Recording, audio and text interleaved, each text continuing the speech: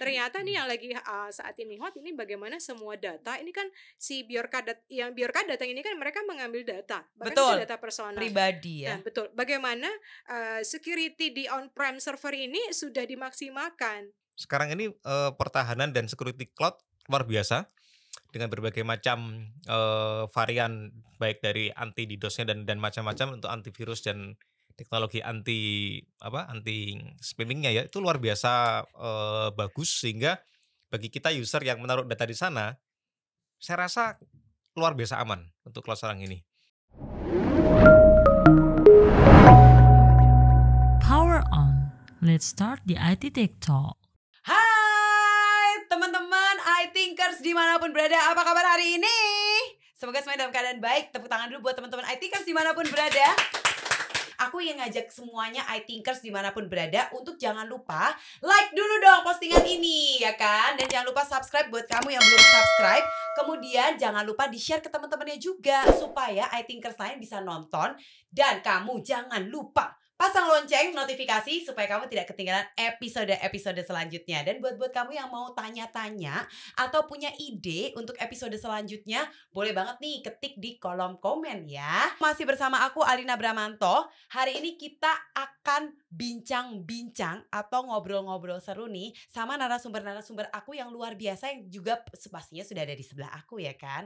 Tahan dulu karena aku mau kasih tahu dulu hari ini kita akan membahas mengenai awan. Awan? Apa tuh? Nah, kita akan membahas mengenai cloud. Pasti buat teman-teman semua iThinkers ada yang pernah dengar ya. Tapi mungkin buat teman-teman iThinkers yang belum pernah dengar, kita hari ini akan tanya-tanya seputar apa sih yang disebut dengan cloud itu. Dan nanti kita akan membahas mengenai Amazon Web Services atau AWS. Apa hubungannya sama awan ya. Nanti kita tanya-tanya nih sama narasumber saya yang luar biasa. Karena beliau-beliau adalah pakar-pakarnya dari AWS.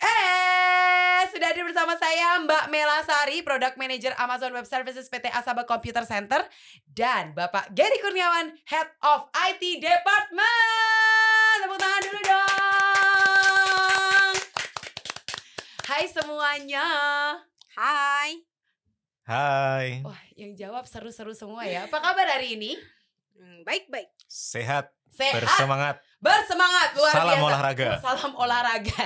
Ini sepertinya podcastnya ganti topik ya guys. Abis ini mengenai cedera otot. Nggak bercanda. Oke.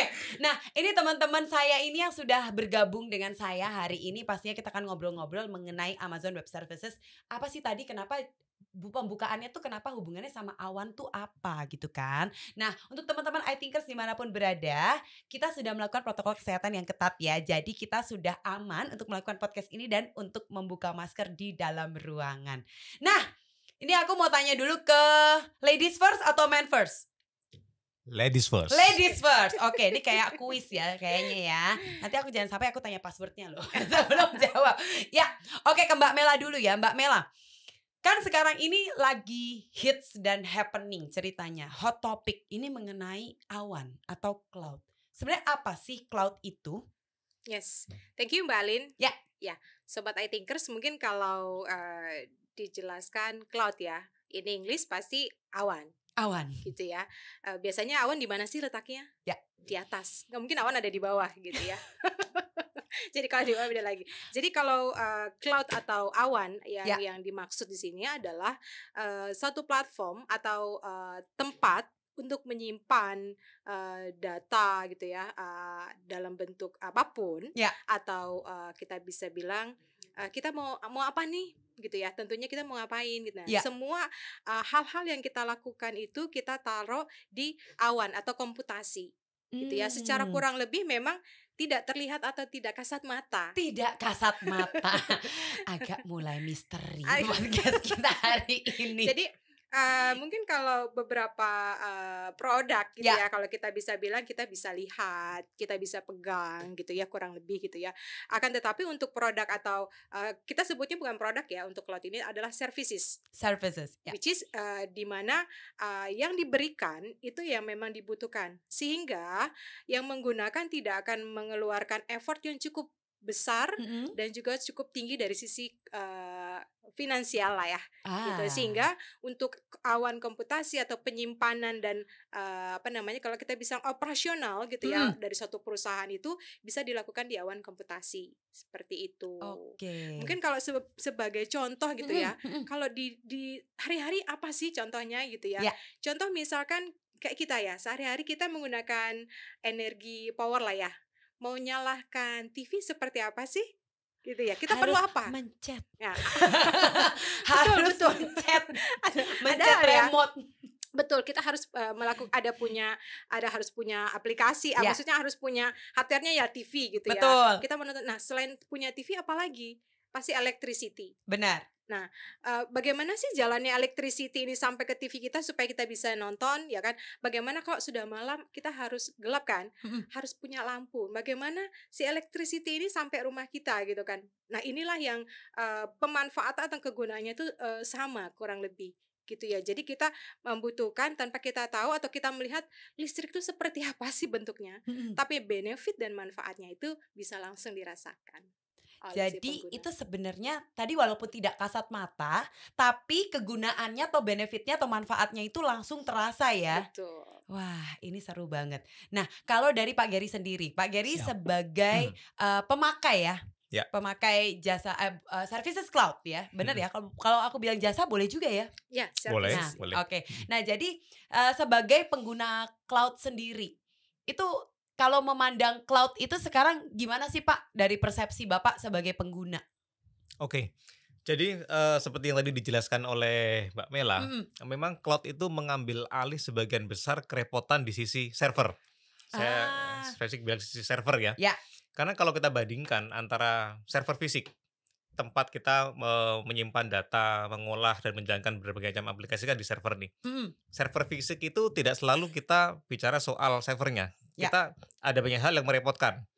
Kita mesti harus memikirkan sumber daya, kita mesti harus memikirkan ruangannya, AC-nya seberapa, segala macam. Dan kita perlu siapkan tenaga-tenaga profesional sysadmin untuk menghandle servernya. Bayangkan semua itu diambil dari kita tidak perlu lagi repot soal itu. Kita fokus ke bisnis kita, karena semua file, semua data yang kita butuhkan, yang kita proses, yang kita pakai ada di server yang kita nggak tahu fisiknya di mana, tapi bisa berjalan dengan baik dan secure. Nah itu, jadi buat kami si user dua hal yang paling penting. Kenapa kami memilih cloud? Satu, sisi security-nya, kedua, flexibility-nya. Gitu. Tapi memang itu sebenarnya aman ya, kalau ditaruh di cloud. Sangat aman, sangat gitu? aman. Jadi kalau ada yang berpersepsi, server fisik, kalau dulu kan istilahnya on premise ya, on-prem fisik itu lebih aman karena bla bla gini. Cloud tidak aman karena bla. Saya rasa enggak, dan kebalik ya. Sekarang ini pertahanan dan security cloud luar biasa dengan berbagai macam varian, baik dari anti DDoS-nya dan macam-macam untuk antivirus dan teknologi anti spamming-nya ya, itu luar biasa bagus, sehingga bagi kita user yang menaruh data di sana, saya rasa luar biasa aman untuk cloud sekarang ini. Tentunya kita juga perlu pilih-pilih ya, mana cloud penyedia cloud yang bagus ya. Dan kalau kita bicara soal AWS, itu kan sudah terkenal. Dia punya network sendiri, punya data center sendiri. Ya overall untuk kami yang developer, IT developer, dan yang punya bisnis di bidang IT, soal security buat saya cloud nomor 1 saat ini. Oke, ini menarik ya. Ini karena sudah disenggol dulu nih mengenai AWS ya, atau AWS nih. Oh, belum saatnya ya? Oh, enggak apa-apa. Saya suka yang senggol-senggolan loh. Oke, Mbak Mela, ini kan tadi sudah mulai disenggol nih mengenai AWS. Jadi sebenarnya AWS ini sebenarnya layanan cloud services apa sih yang bisa ditawarkan yang membuat berbeda dari services lain? Ya. Thank you. Jadi ini udah langsung disenggol loh. Langsung gitu disenggol ya. Ini pasar senggol ya. Soalnya senengnya satu. Oke, jadi memang di sini kami sebagai Asaba Computer Center, kami sebagai direct partner di AWS gitu ya. Memang kami pun mendapatkan support langsung dari AWS gitu ya. Tentunya AWS saat ini pun AWS Indonesia gitu ya, tentu apa sih yang membedakan atau kenapa harus AWS gitu ya. Selain Asaba sebagai partner yang bisa memberikan services gitu ya, atau manage services, juga implementasi untuk semua kebutuhan cloud khususnya di AWS gitu ya. AWS ini memiliki ada 5 benefit gitu ya. Tentu si AWS ini adalah satu platform cloud solution yang memberikan services dan menjadi kalau kita bisa bilang bahasa kerennya sophisticated. Jadi ini luar adalah biasa. satu platform yang memang kalau kita bisa bilang fashionable lah ya, yang canggih gitu lah, yang memang ini sudah dibilang dia adalah leaders gitu ya, di tahun 2006 sudah lahir. Betul. Umur berapa sekarang ya? Kurang lebih mau sweet 17 sih, baru 16 gitu ya. Anak wedok tuh pasti. Oke, terus kemudian platform si AWS ini jadi bagaimana sih gitu ya? Scalable itu terukur. Ketika melakukan sesuatu itu mudah diukur oleh si cloud servicesnya AWS. Yang terakhir adalah tadi yang sempat disinggung oleh Pak Gary ya, disenggol Pak Gary gitu ya. Adalah secure dari sisi security. Jadi 3 hal ini yang memang membedakan kurang lebih si AWS. Tapi ada 5 benefit yang memang ketika AWS ini sebagai cloud solution yang memang jadi market leader gitu ya, sesuai informasi dari Gartner. Yang pertama adalah agility, right? So ketika mereka membutuhkan sesuatu tadi yang ada beberapa hal yang anti repot gitu ya. Saya suka loh bagian itu tadi sebenarnya. Ya anti repot. Jadi ketika ada agility, so ada begitu cepat gitu ya, dan itu frequency-nya maksudnya secara teratur. Betul. Kadang-kadang orang melakukan sesuatu dengan cepat berantakan. Gitu kan. Nah, yang satu itu ya. tadi. Nah, si AWS ini memberikan agility, gimana kebutuhan itu ingin cepat tapi lebih teratur. Gitu ya. Itu benefitnya dari AWS. Yang kemudian tentu cost saving. Tadi yang sempat Pak ya saya singgung kembali ya, bagaimana yang banyak itu ya, repot, ribet dada ya gitu ya. Dada cost saving, ya kan. Jadi TCO-nya itu memang benar-benar saving sekali. And then kemudian ada sisi elasticity. Itu maksudnya gimana tuh kalau elastis? Apakah seperti karet? Tentu ya, kalau kita bilang elastis kan gimana sih gambarannya? Elastis mau membesar bisa, mau mengecil bisa. Nah, bagaimana si AWS ini memberikan services ketika ada kebutuhan aplikasi dalam jumlah besar, itu bisa kita setting gitu ya. Dia akan membesar dengan sendirinya. Gitu ya. Contoh mungkin ketika ada kebutuhan customer access berbanyak gitu ya, banyak sekali, dan dia akan kalau kita bisa bilang ya instan ya, dia akan bisa membesar dengan sendirinya. Ketika dalam maksudnya dalam kondisi tertentu dia akan bisa mengecil. Itulah elasticity yang dimiliki oleh si AWS ini. Kemudian yang benefit berikutnya adalah innovate faster. Udah berinovasi cepat lagi gitu ya. Inilah. Jadi sat pokoknya. Gercep. Betul. Kayak Pak Gary ini kan, beliau ini kan sebagai IT head ya, manager begitu ya. Beliau bagaimana visionaris gitu ya. Sudah memikirkan 1 2 3 tahun ke depan bagaimana ingin berinovasi di tahun pertama, tahun kedua, dan ini kan harus cepat. Nah, ketika ingin berinovasi, mengimpact kepada aplikasi yang memang harus running dalam timeline yang sudah ditentukan, gitu kan. Nah, ini akan membantu bagaimana servicesnya AWS ini bisa berinovasi dengan cepat gitu ya. Karena beberapa company yang mereka majority, mereka harus berinovasi itu lebih cepat. Karena kita lihat kebutuhan di market itu cepat sekali berkembang. Betul. Jadi demand delivery atau mungkin permintaannya itu begitu banyak. Ya kan, bagaimana perusahaan untuk bisa memberikan kebutuhan ke masyarakat lebih cepat. Nah, yang terakhir itu yang bagus, yang menurut saya ini ya cukup menarik ya, go global in a minute. Jadi sudah masuk ke dunia global internasional, cuman dalam 1 menit ya.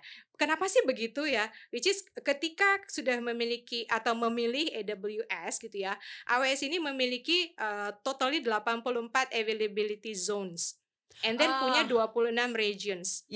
Which is regions itu adalah data center yang ada di seluruh dunia. Bahkan sekarang AWS pun sudah memiliki data center di Indonesia gitu ya. Jadi ketika perusahaan di Indonesia ingin go internasional, mereka mau punya data center di US atau di Ohio atau di California gitu ya, mungkin terdekat di Malaysia gitu ya, di Singapura, mereka bisa memilih region tersebut, and then mereka sudah memiliki data center di sana.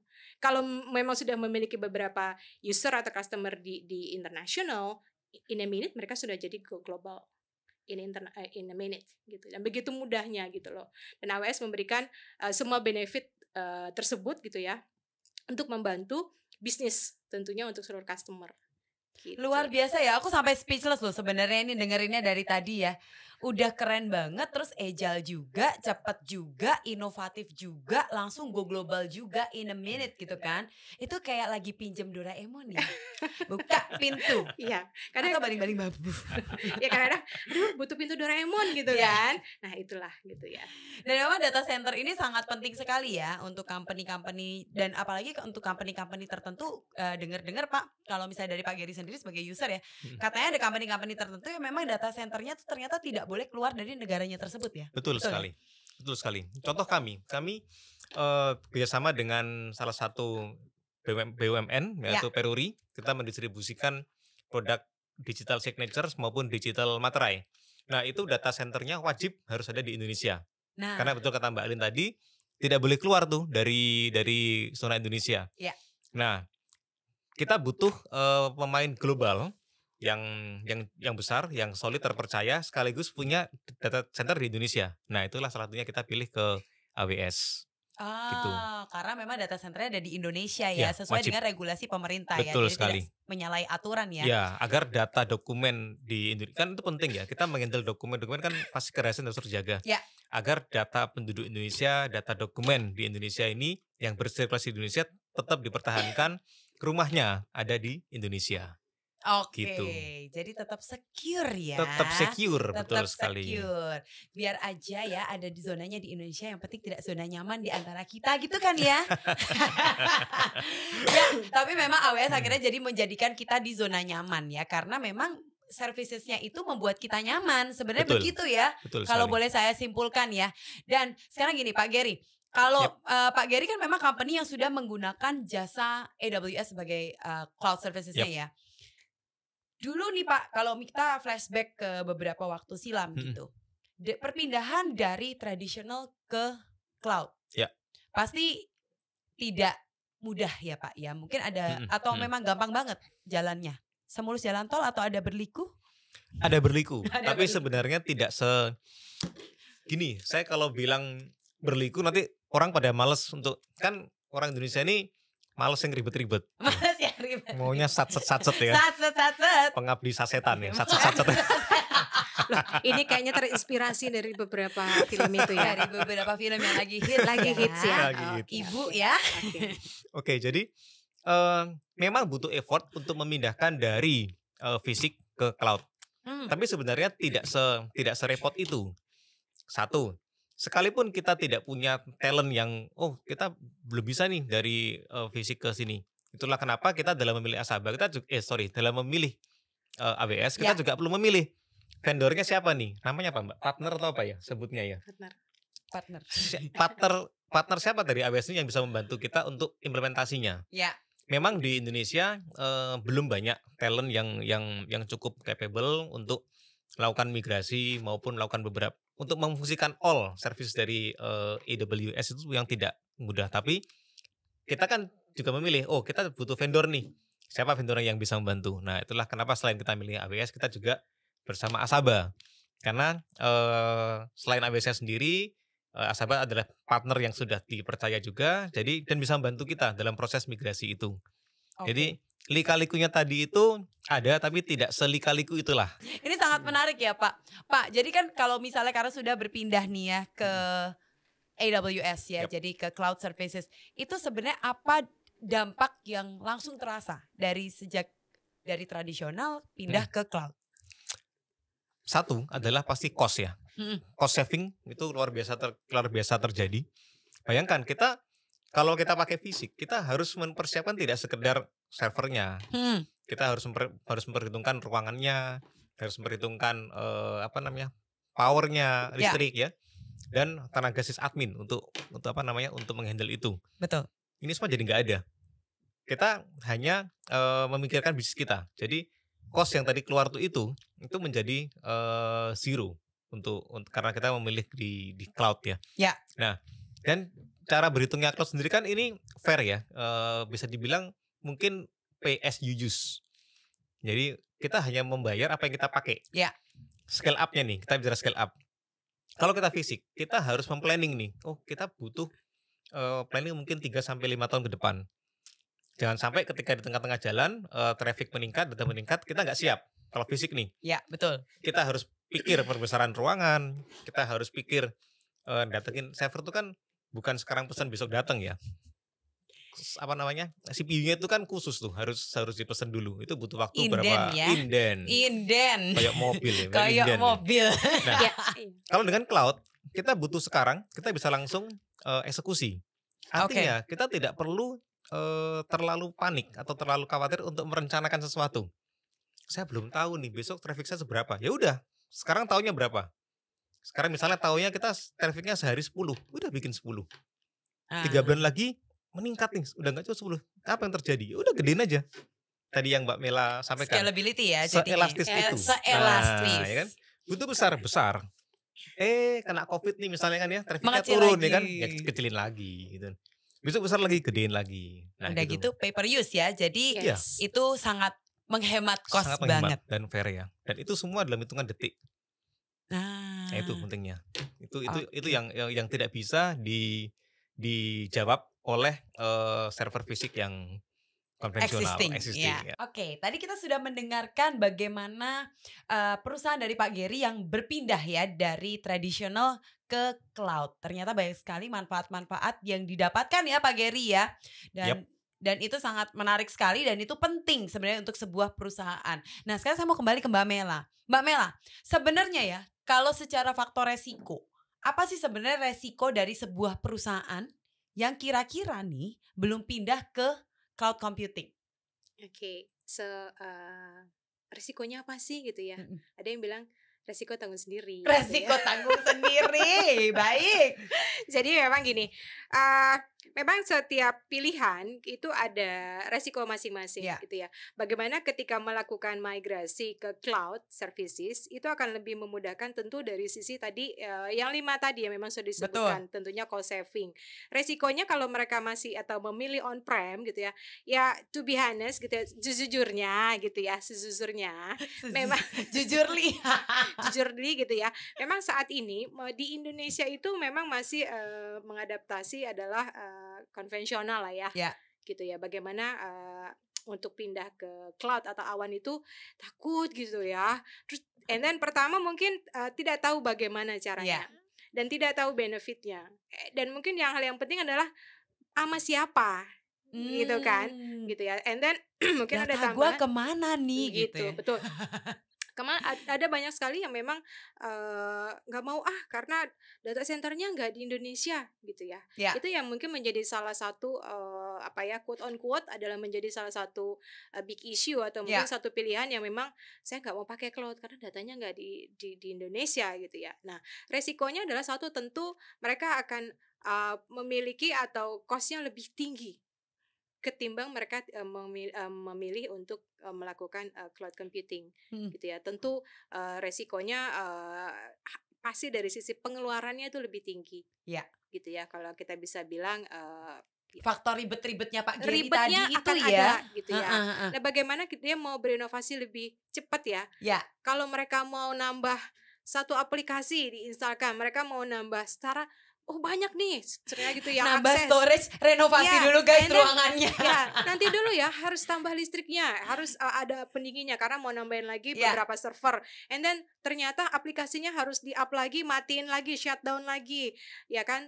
Downtime-nya itu berapa lama? Padahal bisnis itu terus berjalan kontinu. Kalau downtime-nya itu lama, kadang-kadang mau install aja butuh waktu seharian gitu ya. Nah, ini yang kadang-kadang teman-teman IT bikin greget ya. Greget gitu ya. Nah, bagaimana tadi yang Pak Gary bilang dalam hitungan menit itu sudah langsung up running. Ya kan, bahkan mau membesar mau mengecil itu langsung bisa dilakukan. Resikonya adalah tentu biaya lebih besar, repot banget gitu ya. Dan belum tentu mereka memiliki dari sisi keamanan yang sungguh kompleks saat ini. Mungkin yang lagi hot gitu ya. Ada si Bjorka gitu ya. Nah, baru mau nyenggol ke sebelah situ juga. Saya udah, nih gimana nih gitu ya. Ternyata nih yang lagi saat ini hot ini bagaimana semua data ini kan si Bjorka datang ini kan mereka mengambil data, bahkan data personal pribadi ya. Nah, betul. Bagaimana security di on-prem server ini sudah dimaksimalkan seperti itu. Nah, itu udah satu hal yang memang resikonya paling tinggi, which is ketika bisnis itu berjalan tentu ada data perusahaan, which is Ya. data perusahaan ini akan menginduk kepada beberapa data nasabah, customer yang memang harus diproteksi, tidak cukup hanya di on-prem server Betul. seperti itu. Nah resikonya adalah ya ditanggung sendiri gitu. Ditanggung sendiri, resiko ditanggung penumpang guys. Jadi pengeluaran upfront-nya di depan itu lebih tinggi. Ketika sudah migrate ke cloud tentunya cost-nya akan benar-benar saving gitu ya. Yang tadi bisa dibilang pay per use. Ya teman-teman atau akan bayar kalau kalian gunakan. Rak digunakan, rak dinggo ya rasa bayar gratis. Seperti itu. Jadi ya resikonya terlalu banyak tentu di dunia saat ini ya, dunia maya banyak sekali yang memang data atau kita tentu butuh keamanannya double protection. Nah, ketika menggunakan AWS tentunya double protection itu tentu akan bisa didapatkan karena AWS gitu ya sudah memiliki security control gitu ya dan compliance beberapa ISO yang memang sudah hampir semuanya dimiliki oleh AWS gitu ya. Ada ISO 9001, 2017 gitu ya, 2018 ya, 27018 gitu ya. Jadi itu hampir semuanya dan itu standar industri sudah dipenuhi oleh AWS, and then dari sisi security-nya sudah pasti aman. Karena bisnis kami ini kan menghandle dokumen ya, menghandle data. Kita butuh mengutamakan security. Kenapa kami memilih AWS, memilih cloud? Itu sudah jawaban sebenarnya. Kenapa cloud ini menjadi sangat penting, baik dalam bisnis maupun ketika dibandingkan dengan tradisional ya. Power on. Let's start the IT Tech Talk.